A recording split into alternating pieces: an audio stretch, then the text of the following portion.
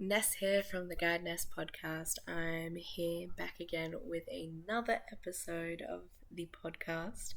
I recorded this episode with the phenomenal, the incredible, the immense and romantic Bianca Caruana. Her entire presence is a collection of all her experiences in traveling, in life, and in love, and she shares that with me so openly, and I am so grateful. I extend an immense gratitude to her family for hosting us, and also to Bianca herself for sharing space with me.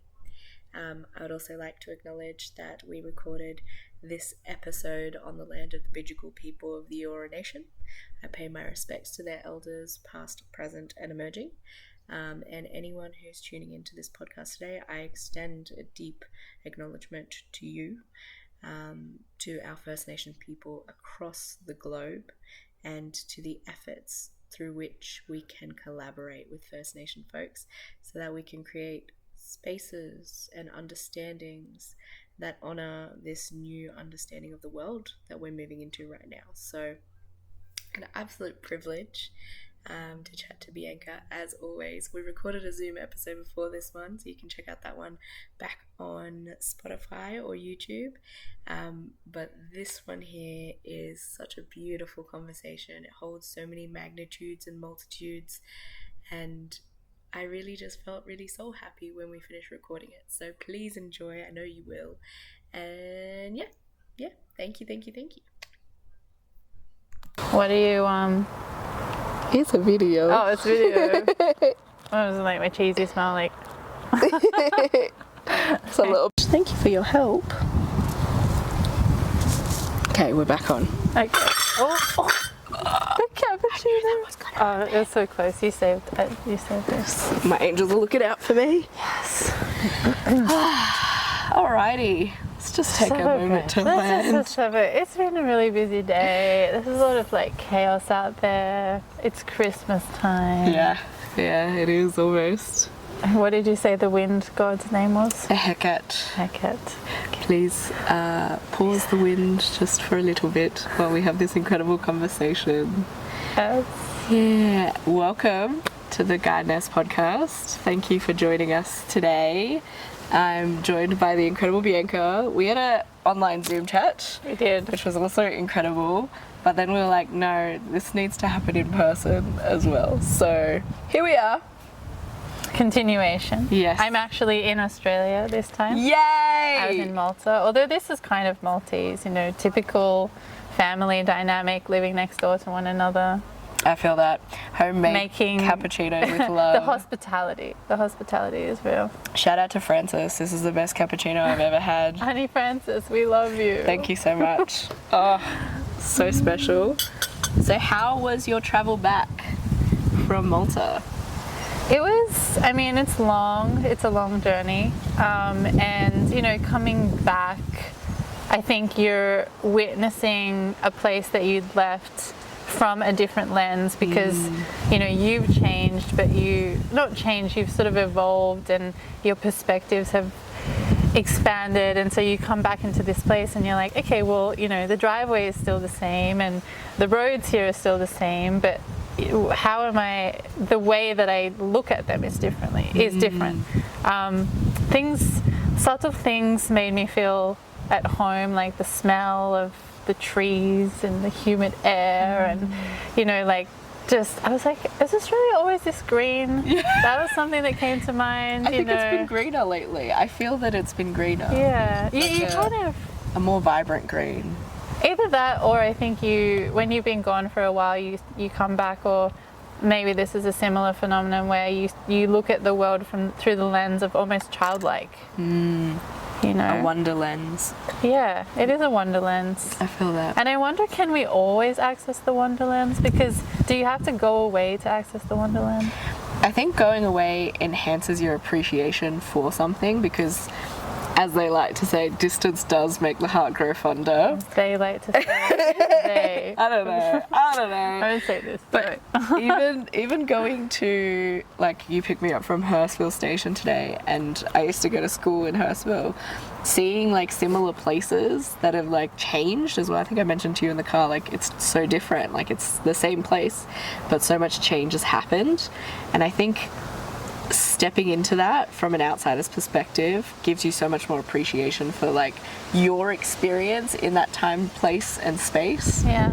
And then also a new understanding, because you're coming at it from you're a different person. You're a completely different person. So it's crazy. Isn't it funny how we have this huge aversion to change, and yet things are always changing around us all the time? Yeah. Like you mentioned today about how there's this kind of like, when you get in the comfort zone, you're like, oh, I don't want things to change, but things are always changing, always. Yeah.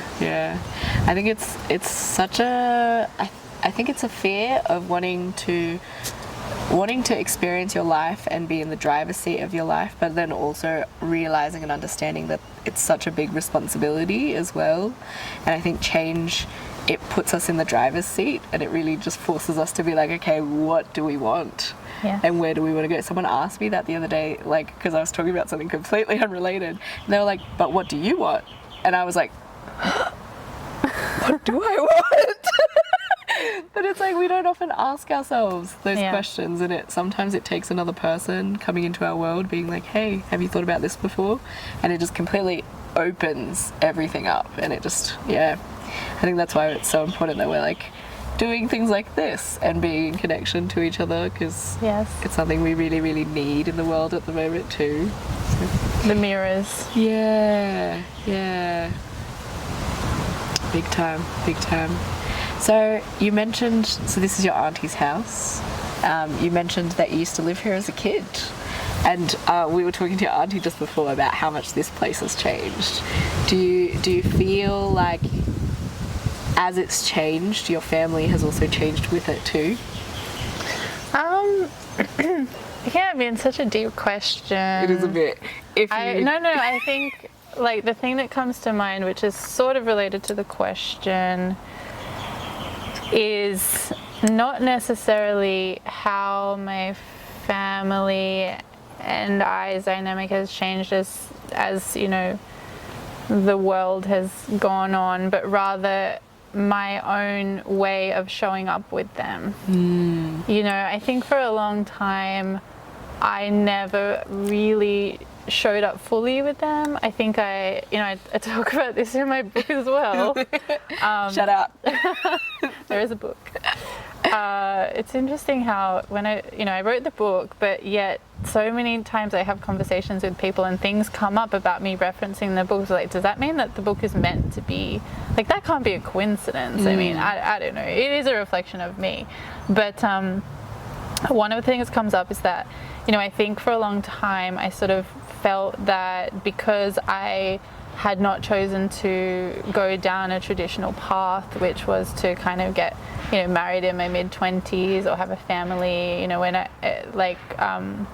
made a huge decision when I was 28 to leave a very comfortable corporate job and then pretty much get a one-way ticket to Malaysia. And like, it was, even though I think, you know, we live in a pretty progressive society, we still in Australia have this like keep up with the Joneses, you know, like, oh, well, everyone's doing this. And so it's hard to remove yourself from that and go down your own path, because you do get influenced by things. And even subconsciously, I think I was influenced by this expectation that I thought that my family had of me. I mean, I can't speak for them if they did have that or not, but because I created that in my mind, it was already like, well, they only love me conditionally, like they'll only accept me if I do X, Y, Z. And that becomes a limiting belief, you know, because then you're like, oh, well, I guess I won't show up fully because they won't accept me. And so I think like my journey, when I come back to this house and I look at what's really changed, I think it's more just the way that I show up has evolved. Yeah.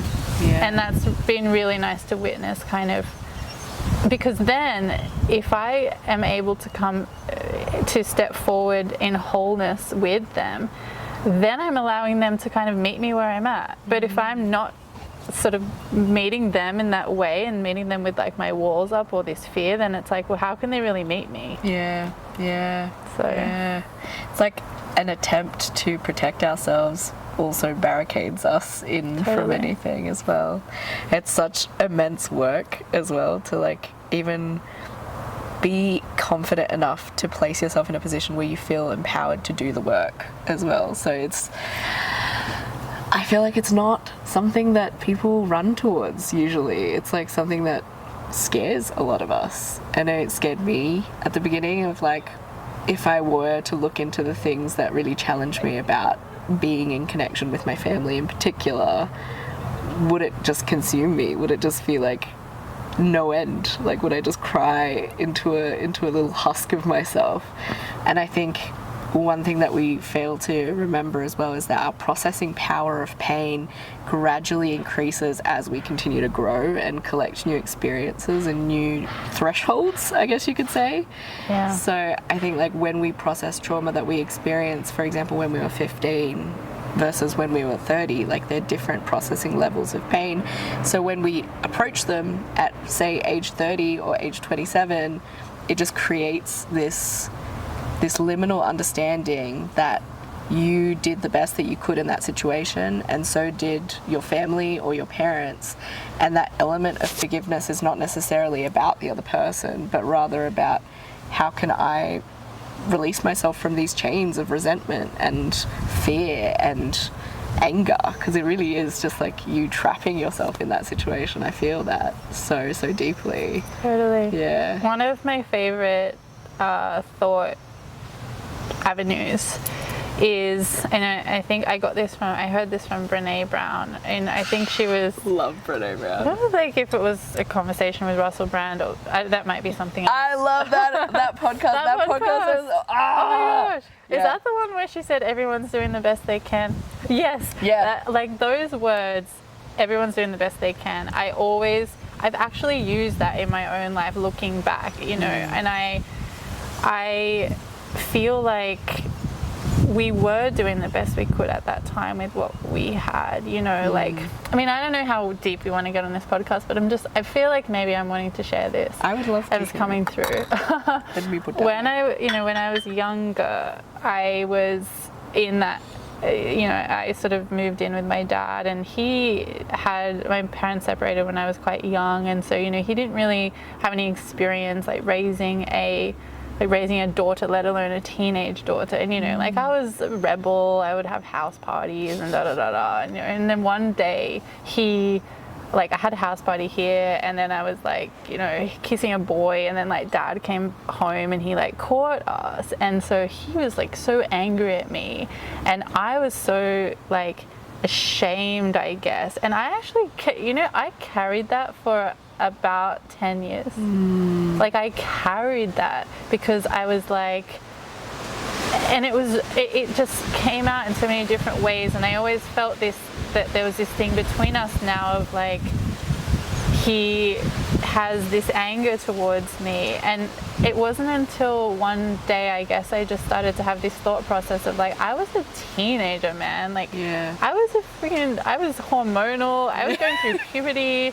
He didn't know how to raise a daughter. He came from Malta. Things were traditional there, you know, and we were both doing the best we could. And so what allowed me to kind of move on from that somehow just sat with me for so long, these things that happen, these small things, they just sit with us, and we don't realize that they sit with us, but they do, was just this deep forgiveness of myself and of him, but mostly myself being like, Bianca, you're a young teenager. And I actually confronted this. We've had some issues because we just come from different worlds, and, you know, I ended up confronting him, and I said, look, I feel like I was doing the best I could when I was young, and, you know, I know it wouldn't have been easy for you to like raise a teenage daughter when you hadn't learned how to do that, but these are the kind of things that, I don't know, these are the small things that kind of sit in between relationship dynamics, and sometimes they can, if not spoken or if forgiveness doesn't come into the space,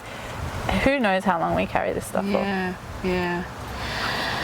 I feel that Thank you for sharing It's okay. that. Yeah. There's literally like a part of myself that like was feeling with you in that, because it's such a, I think especially for women as well, such a universal feeling of like having shame associated with our sensuality or our sexuality, and it's just it makes me feel very angry but also appreciative that we have this lens and these tools to be able to process these things. It makes me think of a lot of the people who don't necessarily have the tools to be able to process these things, and for that one I send big blessings and hope that they will eventually find the right resources and people. But I'm so glad that like we feel safe enough to even share this in discussion with each other as well. So that's very powerful, very powerful. I really appreciate that as well, because, you know, I spent so much of my life maybe is shame the right word, but kind of like hiding. I don't know, are we even taught to approach our sensuality and come out into this world without being called names or carry shame from every single avenue, whether or not it's our family, the media, societal traditions? I don't know. This is all new to me to even be able to talk about this stuff, and I am turning 37 next year. Yeah. You know? Better late than never. Oh, yeah. I mean, it's just a female revolution. It's happening. It's time. It takes time, but it's happening. It is. And even as you're talking, like I feel like even just then, like almost like a pain just come about in my hips. And I think it's interesting to think about, one, where we store that sexual trauma that lives in us, but also two, where we store the collective sexual trauma and the anger that we hold as women as well. And I think for me personally, it sits very deeply in my hips.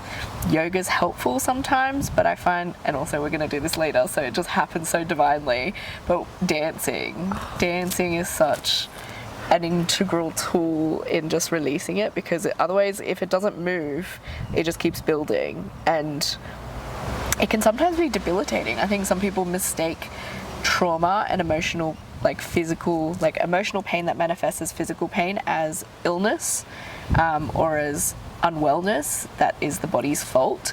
But a lot of the time, even when we perceive different parts of our bodies in certain ways, it's such an interesting exercise to go into that and to be like, okay, why do I feel that way about my belly? Why do I feel that way about my tummy? She's, you know, holding a lot of unprocessed feelings about myself and my upbringing. Why do I shame her even more than she's already been shamed? And then we go into cycles of, I guess, trying to understand ourselves better through that lens.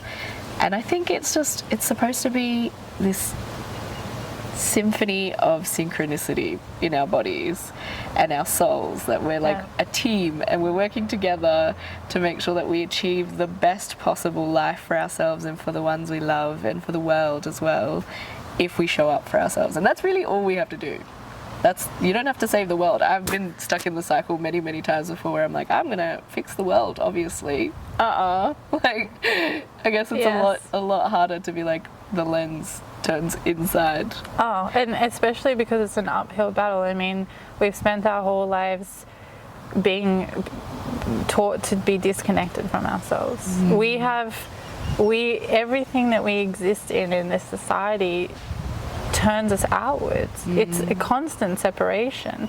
To decide that you're going to take a step and look inwards, well, first of all, you know, silence is wonderful and stillness is wonderful, and silence and stillness seem to be so scarce these hard days. to come by. I mean, there's always something going on. I know, you know, so no, I second that. I think, I mean, yeah, a lot of my book as well is about the journey within, and I really had to make the space, and you know, you really have to, I don't want to say do the work. It's a good book though. I love her. What's her name? The psychologist. The holistic I know which way. Psychologist. I know. Natalie? La Pena or something? La Puglia? No, it is a Natalie, I feel. Yeah. Anyway, How to do the work. How to do the work. Yeah. The holistic psychologist on Instagram, if you want some nice bite-sized pieces of the journey within. And she also has YouTube videos, which I found really helpful as well, about like how to do boundaries and like Love boundaries. Yeah, so good.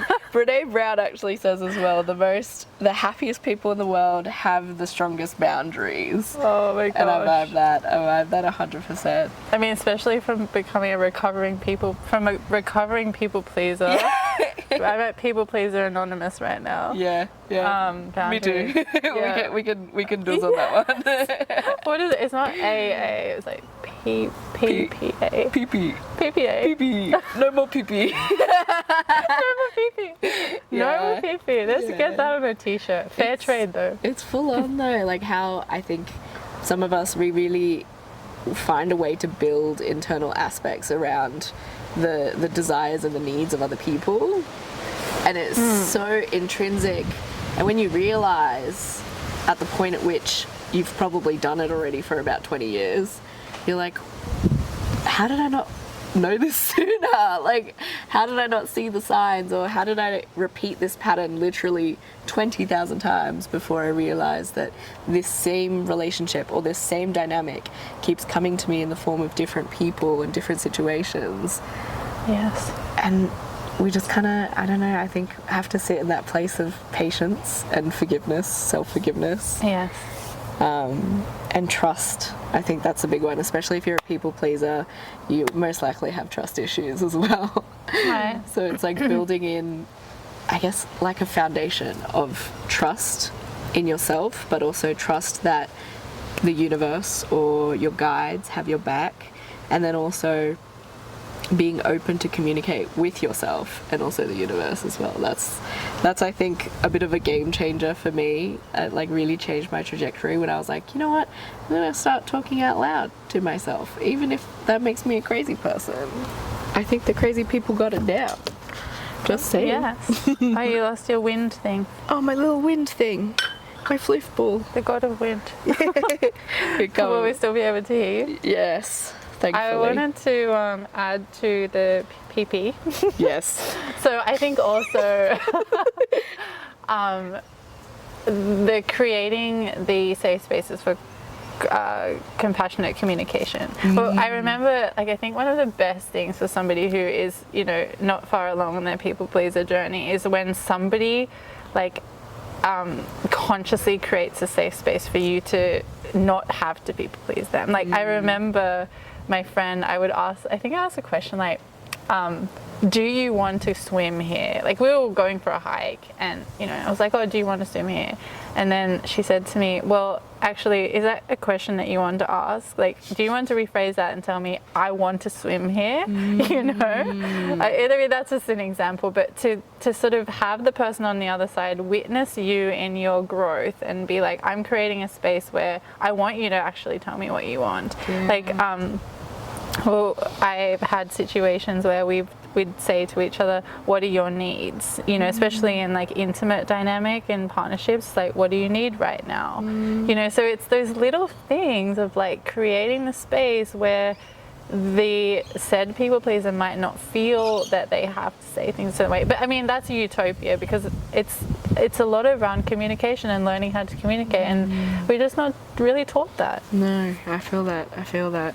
I think it's so interesting that you mentioned that friend of yours though. I feel like right now it's so important for us to be calling in those connections of people that are like invested in themselves and then invested in their communities, but also invested in open communication as well, like amongst all of those things, because I think it's really impossible to hold that space or to be there for another person when you don't do that for yourself. And I think that's a lot of the problem that we face in the world today, is that people aren't necessarily ready to show up for themselves, and that's okay. But I think it just creates this dynamic where I think we're kind of raising a generation of like self-healing healers. Like it's just happening. I think inevitably so. Like a lot of our parents were renters and they moved around a lot, and we moved around a lot. Now we're living a transient life, went through so much shit, and now we're just sharing the shit, but the gems that we gleaned from the shit. And it's such a perfect journey that I sit in this place of like deep gratitude and appreciation for, if there is a plan, the plan, and that we're all on a team and it's gonna be okay. Collective consciousness, baby. Yeah, I feel like it's only a matter of time. I think we're definitely going through it at the moment, and who knows what the next couple of months will hold, but I'm confident that we're creating what we're creating at the moment in all our different avenues and places of the world is stronger than, I guess, the attempts to control or to manipulate the greater collective for monetary benefit and things like that. So I choose to believe in that because that is what gets me up in the morning every day. If I chose to believe the other side, I probably wouldn't wake up in the morning. I would probably just want to sleep all day, which is nothing wrong with that. If you like it, you like it, but I got shit to create, you know?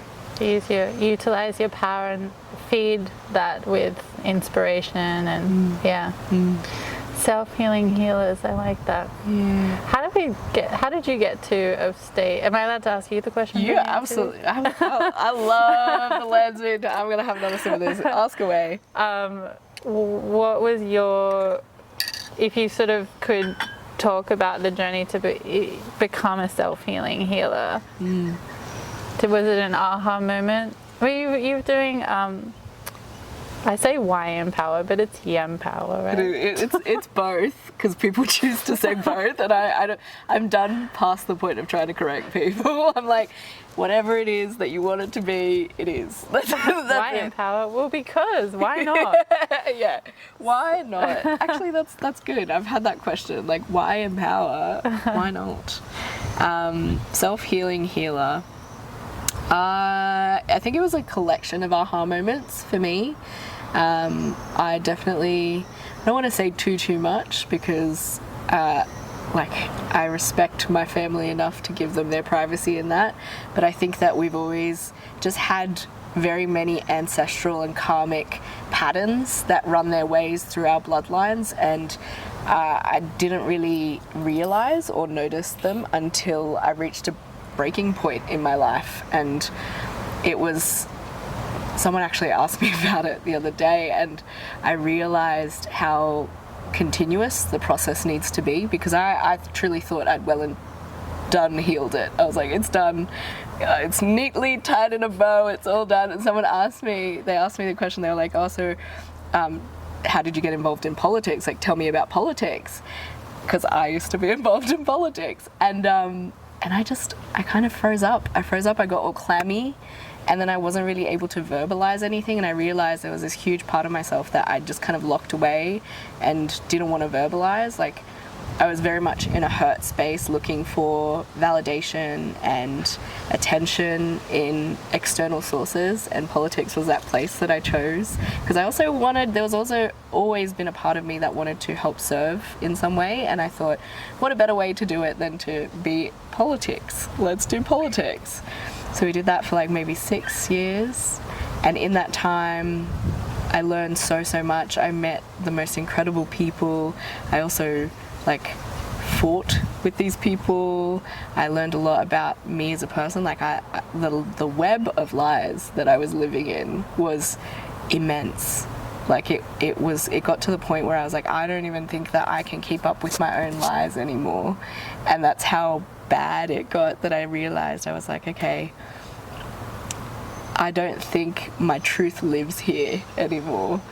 And even though that was the case, it still took the actual universe pushing me out the door for me to properly, I guess, sit in that space of sadness, to grieve for what I once had, or what I lost, or what I never had, what I wished I had. And I probably didn't leave my house for like 3 months after I left politics. And it was very fortunate that it coincided with the beginning of the first lockdown, because I was just like, I have a proper excuse to just be in my house and cry all day, every day, not leave my bed. At least you didn't have to worry that you weren't outside in the sun. Exactly. Not that sometimes in these situations, when you're feeling that way, sometimes the sun doesn't matter. Yeah, exactly. You can't see it sometimes. Yeah, so there's so much in that, and then I started kind of looking for answers. I was like, why? Like, what is going on? And nothing makes sense, and this was my plan for the whole longest while, and nothing's fallen into place. And then because I started asking, I felt that my guides and the people like my ancestors who look after me, they started answering. So they would send me people or situations, or they would make me bump into someone at some certain point, and that person would have like a little piece of code or knowledge that I really was searching for at the time. The first one that came to me that was the most powerful and the most impactful that has remained with me today is gratitude. That completely changed my entire trajectory. And I developed almost like a religious practice around it. Like I do it every day without fail. It is like just a small commitment and honor that I make to myself. But it helps me see the value in even the smallest and tiniest thing. And I think God really truly is in the small things. Like the ant who doesn't really realize or know if it's going to get stepped on, but it still continues crawling about on its merry business. Carrying like, what, 100 times its weight? Yeah, exactly. It's incredible, I think, when we realize, and yeah, there's so much in that. I feel like thank you for asking. I feel like I've been wanting to talk about it for a little while now, so I appreciate it. Since I got asked that last time, and I was like, It's nice to turn the lens on. I mean, I also want to acknowledge what you were saying about, you know, this grieving of the possibility. I mean, grief, sometimes we think it's just if somebody passes over or if we have a relationship ending, but I think we also grieve our own identities because it's a detachment, right? Yeah. You detach from this person that you were, or this idea, or this life that you wanted to have. And so, yeah, just like witnessing you and being able to kind of acknowledge that and get through that. Yeah. Sometimes when we reach those places, we think that it's that we shouldn't be feeling a certain way, or why are we sad? What is sadness sitting by my side? But there is a grief in the possibilities and these visions of life that we thought that we might have, but you know, it's changed, right? Yeah. I think there's also like a certain power that we can glean from sitting with things like sadness and grief as well. Yeah. I'm just gonna, so we can just cut it if we need to. We're talking about the time that Bianca tried Vipassana. Tried. Well, is there a try? What's that thing that you're not Yoda? It's like, there is no try, there is only do or do not. You're like, I did not Vipassana. I did not Vipassana. I did begin it, but I did not end it. But, you know. Speaking of ants, oh no, my bro, let me help you. What? An ant has fallen in my cappuccino. He's gonna get so high right now. I know, he's gonna have the best time of his life. I just started drinking coffee randomly. I never really. Oh, he's alive. He's alive. He's alive. He's like, I'm so high right now. I never drank coffee, and then my auntie who made this beautiful cappuccino, she's like, if you have a week, then it's not coffee. So, because I never drank coffee, so I would get jitters from drinking caffeine. That's me. And so do it anyway. I was like, what? Is that everybody? Is that why they like coffee? I think so. But I like the smell and the taste. I like the taste too, and to be honest, I do like the feeling of being a little bit anxious sometimes because it helps me get work done. Coffee does make you. How can you enjoy being anxious? Just because I get lots done. I'm like, oh shit, deadline. There's no deadline. It's just me on coffee, and I'm small too, so like my heart's a little like rabbit heart, like, and I'm like, girl, it's all good.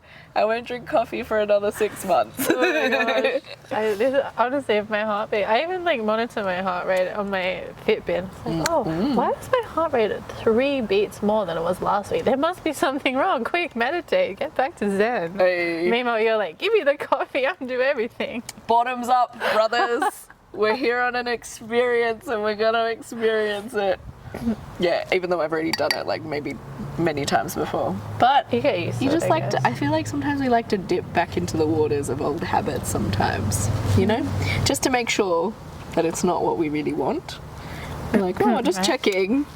Sneaky little vape, just checking. I mean, yes. I mean, I have that with chocolate, I guess, but I wouldn't consider it a habit. I feel like chocolate is my true love. Yeah. I will have it all the time, anytime, till the day I die. Yeah. And sacred cacao. Yes. They're not doing cacao ceremonies. Well, I was going to say, should we go pick some up? From where? There should be somewhere. We'll find some. Chilean cacao supplier. You are putting too much pressure on me right now. I'm like, When you say like we can go pick some up, I'm like, what? You got a guy? I don't know what place that potentially sells them, but I'll have to do some research on my phone, which is on charge. We have time. We have so much time. Yeah. It'll be fine. So fun. But yeah, it would be lovely. I feel like it would be a nice way to round out the afternoon. Oh my gosh. When I had this cacao ceremony recently in Malta and we did ecstatic dance afterwards, it was so profound. And also, so the woman that run it, she was from Brazil. Malta's a very beautiful melting pot of expats from all over the world. I think because most Maltese speak English, and so it's easy for them to go there. But she mentioned, you know, the cacao will stay, it is a plant medicine, right?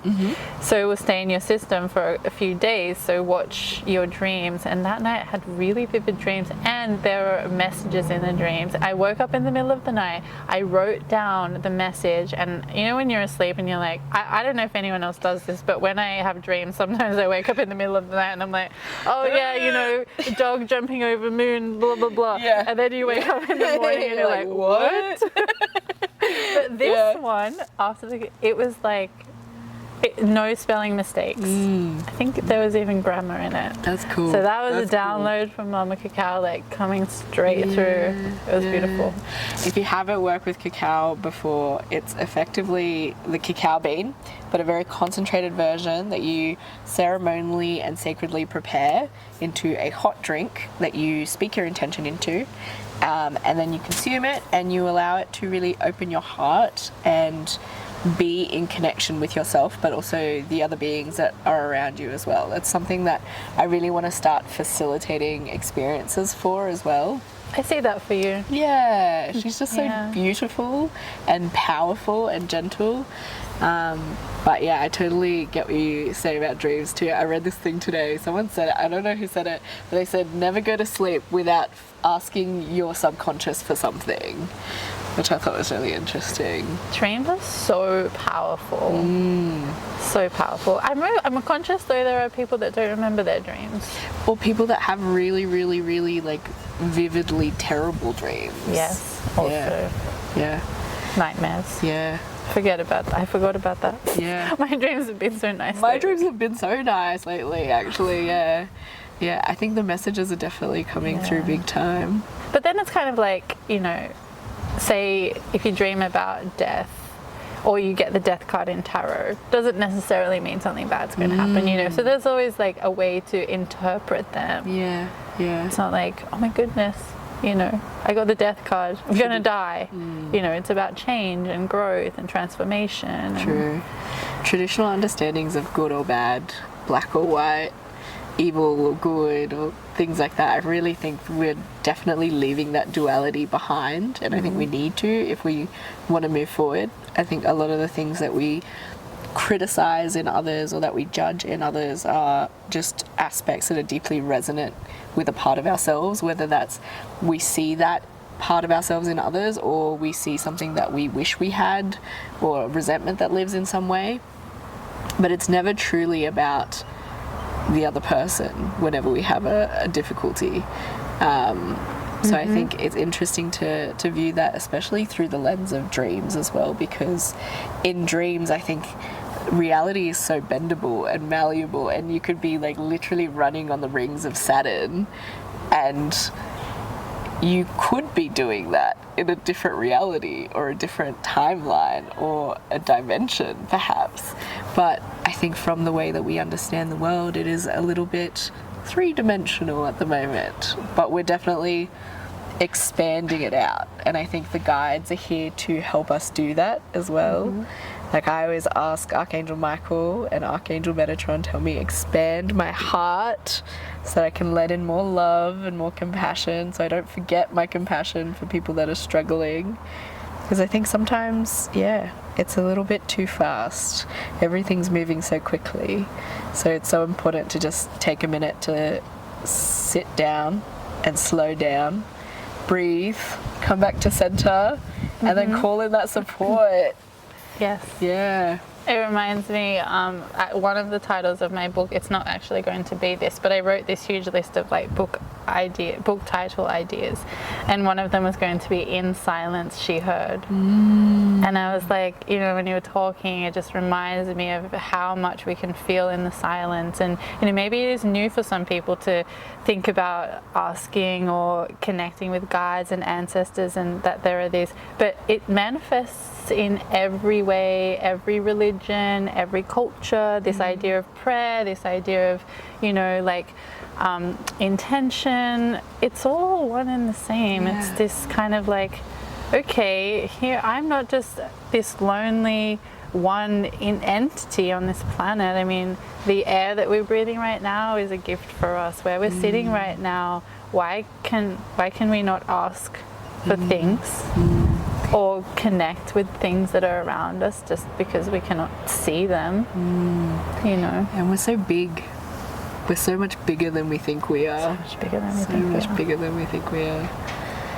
I actually, when we were talking to your auntie before, and your auntie was telling us stories about, I think, your grandmother? Nana in Maltese, yeah. I felt her presence in the space, and I didn't want to say it because I don't know how your auntie feels about it. Some people get freaked out about the woo-woo world. They're like, I don't want to talk about it. Yes. But lately I've become more comfortable with it, and like it felt like she was incredibly proud of you as well, because I think that there's that resonance between your journeys of traveling and, I guess, calling into question the ideas that we've been presented with for so long. I think that's something that she would have been very proud of you for, like, shepherding and championing in your book and also in your life as an experience, as the Bianca experience here. Thank you. Yeah. I mean, I deeply connected with my Maltese roots this year, and you know, I was young when my nana passed away, and she didn't speak English, so we never really got to connect, but yet I have also felt her presence over the years. And I also, when there was a time when I was in Malta, I had this really deep feeling of connection to her and my nanu, of just this sort of like gratitude of me going back to that country, and I guess just understanding and being connected to the island. The island's really special, you know. I think we talked about this in the other one, but there are these Neolithic temples there. There's a very feminine energy in the island of Gozo, and I don't know, I just love those things. And I feel like I never really used to be able to feel this when I was in this, you know, really busy life, when I was in my corporate life. It's quite difficult because we lack the stillness and the silence. And then back to the whole In Silence She Heard. You know, how can we allow this to come into our sphere? Although it does, the universe can still speak to us even if we're looking at that screen and we've got like 100 tabs open, like we've drank like 3 coffees, you know. It's still, it can still get through. But you know, it'd be nice to allow a bit of space for it to get through. Maybe dreams, that's one way. I think dreams are a big way. I think part of the work is believing that you're worthy of receiving the messages as well. Oh, yes. You know, like self-worth. Yeah. That old chestnut.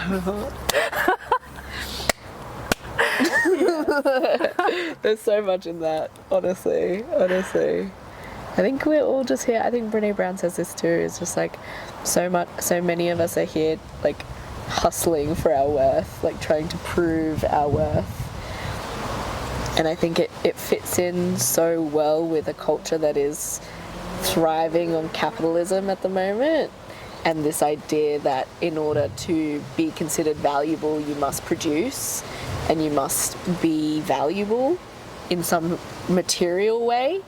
And I think that plays in really, really intrinsically with this idea that you need to hustle for your worthiness, because those people who inherently incurred this wound of unworthiness believe that the only way to cure it is to seek it from external sources, from money, relationships, jobs, productivity. And I think it really does a disservice to our spirit to not even ask it what we think of ourselves, you know. By the way, the sun is hitting your face in the most beautiful way right now. Thank you. It's just kind of like... Thank you. Dappled. I love a little bit of dappled sunshine. Yeah. As a fellow writer, I'm sure you appreciate dappled. I know, Cab. I didn't even use that once in the book. That's your word, Ness. That is yours. I do All like yours. dappled. I'm a big fan of dappled. I read your poem that you shared. Oh, thank you. And it honestly, like, I closed my eyes and it took me there. I think you have such a powerful way of speaking to people and also just sharing your truth Thank you. in that format. I think it's so powerful. I love poetry so much. I'll tell you a cool story. So I used to see so I first started writing poetry one time when I was in Nepal. I was volunteering at this remote farm sort of organization thing, and I felt really grounded and really free, and there was silence and stillness around me, and I started writing poetry. And it kind of came out of nowhere. I didn't realize I had the capability to write it, but then I sort of lost it. And I always look back and I said, I will write I used to have that as my measurement. Like, when I'm feeling my most grounded is when I start writing poetry. And it just never really came, and I couldn't force it, and things got really busy. And so when I moved to Malta at the beginning of the year, I started writing poetry again. And I was thinking, okay, there is something here. There is a stillness that I'm able to tap into. And then I found out that my I'm probably not going to say the right, great uncle, something along those lines, was the man who wrote the Maltese national anthem and one of Malta's most famous poets. No way. And here I am in Malta just writing poetry.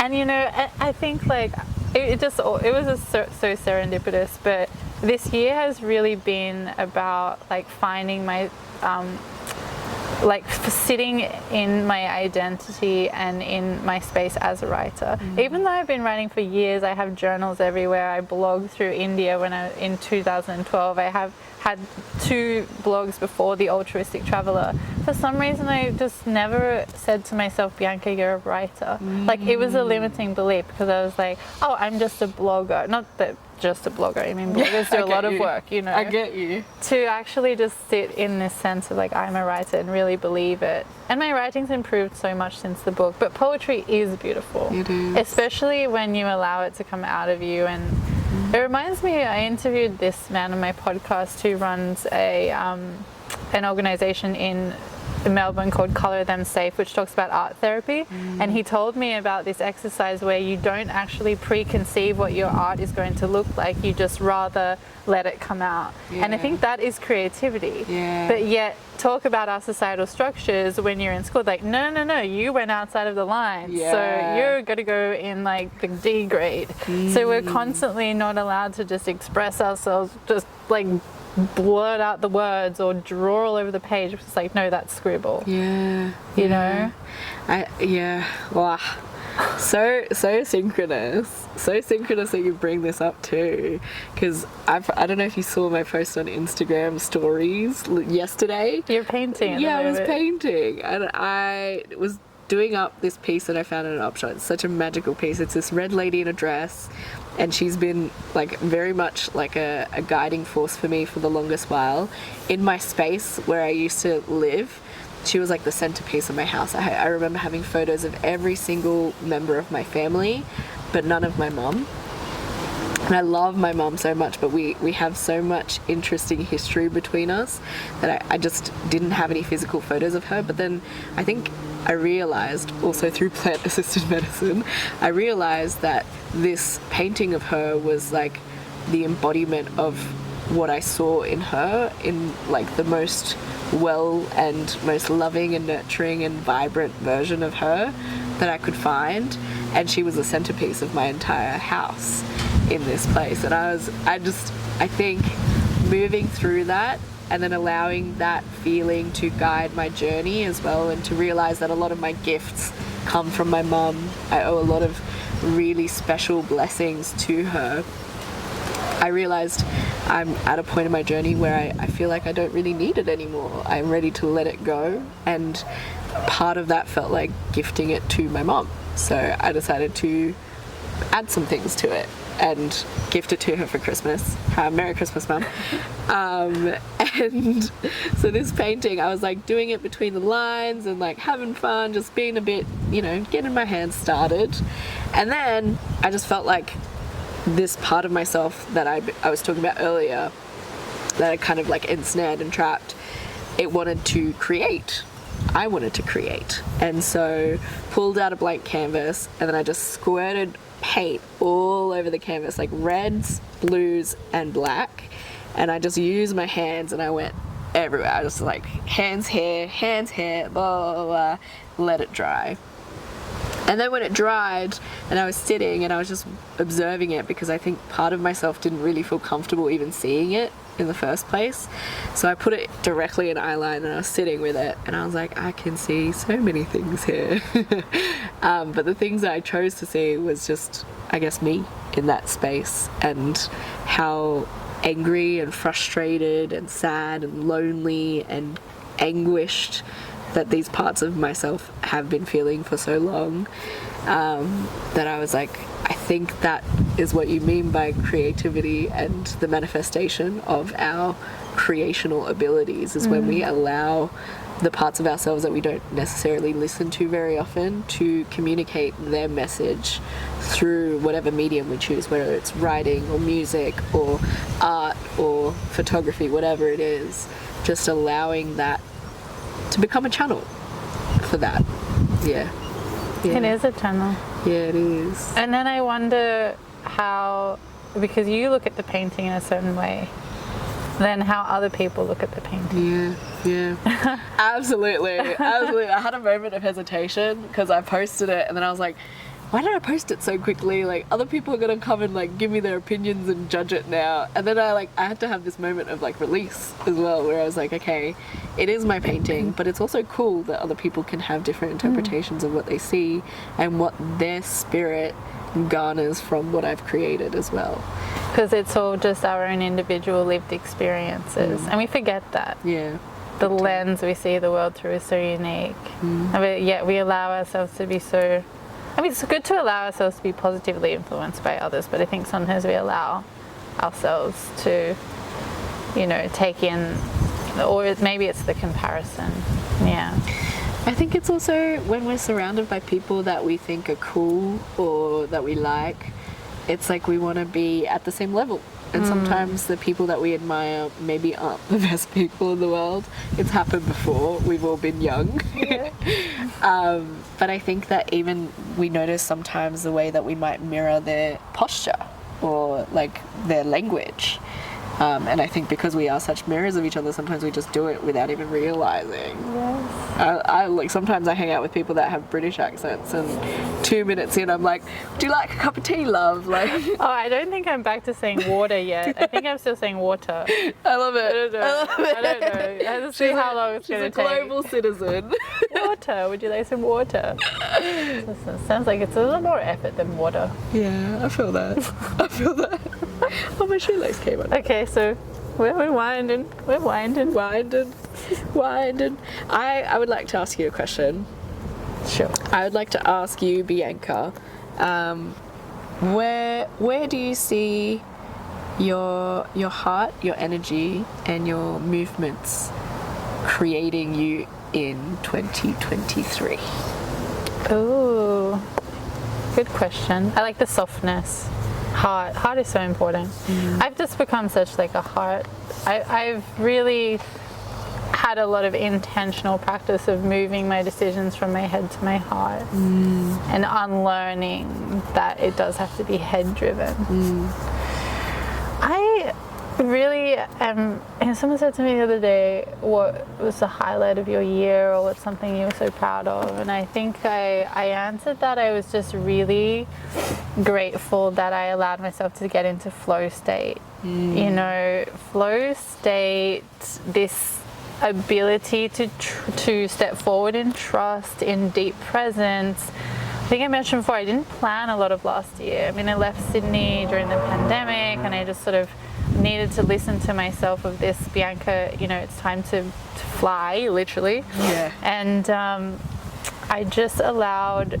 I didn't make a lot of plans. I just simply allowed. And I mean, I know that it's easy for me to say that because it was just me and my backpack, but there is this beauty that can happen when we allow ourselves to get into deep presence and deep trust. And I think that I want that for myself again this year, to be able to listen and be guided and trust that, you know, that is, like, for example, a lot of the question that comes up is, how long are you going to be in Sydney? You know, do you think you'll be here for the summer? And it's easy for me to say, oh, well, I'll probably be here until February. But things happen, and for example, like, time is going by so quickly. And then there's Christmas and New Year's, and, you know, now it's sort of like, well, I'm just going to allow. I don't have a flight booked. That's the only downside, is that if you leave flights to the last minute, they go up. But hey, it's fine. It's fine. If you really trust, I trust that there will be a sale on. Cheaper flights for me, please. Yes. Yeah. No, so I just think that I will embrace this. I think we use the word radical presence and trust, and you know, you just don't know. Every day you wake up is full of new opportunities and new, you know, you just have no idea what will come. We never know. That'll be intentional. The book is being released in around March, April. I'm talking to a publisher. That's huge for me.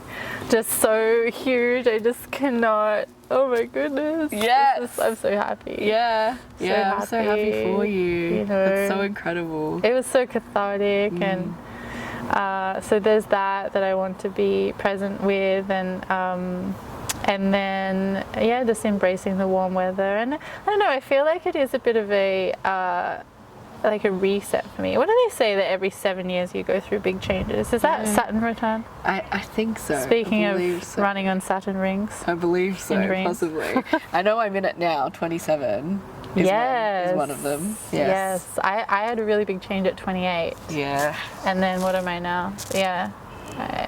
30, 36.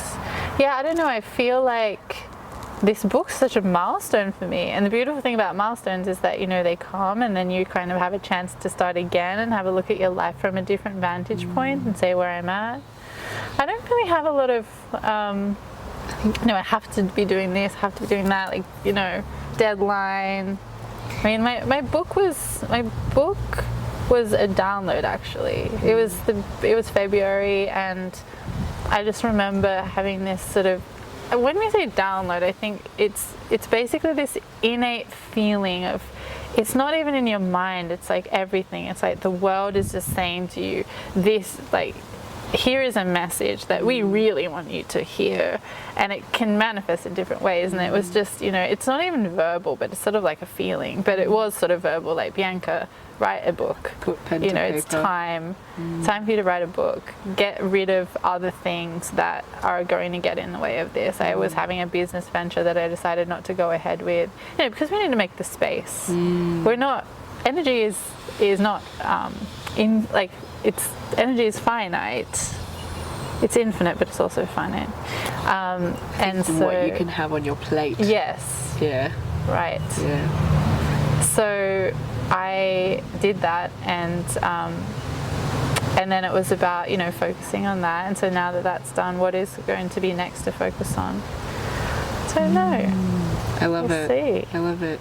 I feel like you've mastered the divine perfection of having that feminine flow, but then also enacting those moments of masculine enacting and execution of the dream. Yes. You know, like holding the dream, holding the intention, sending that intention out into the ocean of intention, and then allowing yourself to be in the right place at the right time in order to be inspired, or in order to have space to write, or to even let go. That's such a innate divine feminine thing as well. And having a conviction in your truth. You know, like having that, I mean, like, we get so influenced, right? It's sort of like to be able to come from a space of taking the influence that you need, but then also having conviction in your truth. It's difficult. Yeah. It requires, it is a relationship between you and you. Yeah. You know, when you don't have that relationship, then you'll start to maybe get a bit confused about what is right for yourself. Yeah. Which is why inner work again is so important. It's the key. It's the key. Yeah. Yeah. I'm so grateful that we're just out here and you're just showing up and creating spaces. I feel like even a book is such a huge space where people can really draw on the wisdoms that you share from your experiences, and then also to seek that seenness, like the feeling of being seen in another person's experience. I think that's why we like stories so much and why we like to connect, because it gives us that feeling of I'm being seen by another person and it is safe for me to be seen. Yes, and I think that's why, you know, to share these anecdotal stories of small things, but yet they're significant. And it's kind of like your painting, you know, like you put something out there and everyone will look at it in a different perspective, but they will be able to bring that energy into their own lived experience and like realize, well, we're connected in so many different ways. You know.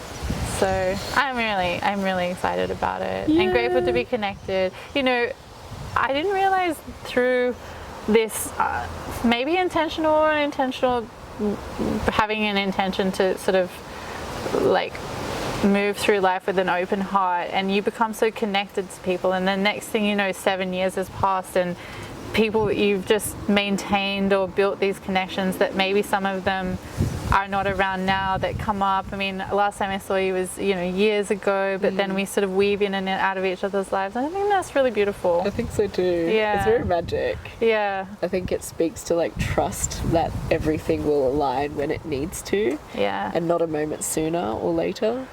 Yeah. It couldn't have been. Couldn't have been. Divine timing. Thank you guys and everybody at Spirit Team. They got our back. They're just like, we're just jamming. We're literally gonna be like this later. oh yeah. I'm so excited, honestly. Yeah. Thank you so much for joining me for another podcast That's episode. okay.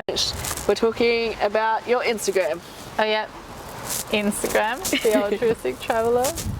And there's a banner at the top of my website where you can join the mailing list for the memoir launch, but it will be all over my socials, and I'm sure that I'll be sharing it with Ness and she'll share it. But I'm just really grateful for the space and for the it's beautiful to hold space in this public medium. I mean, I have a podcast as well and I love having guests on there, and I think it again, it's kind of just like a way to share what comes through us into this wide world. So I'm super excited to have this opportunity, and I look forward to continuing to see the kind of magical humans that you have on this. Yay!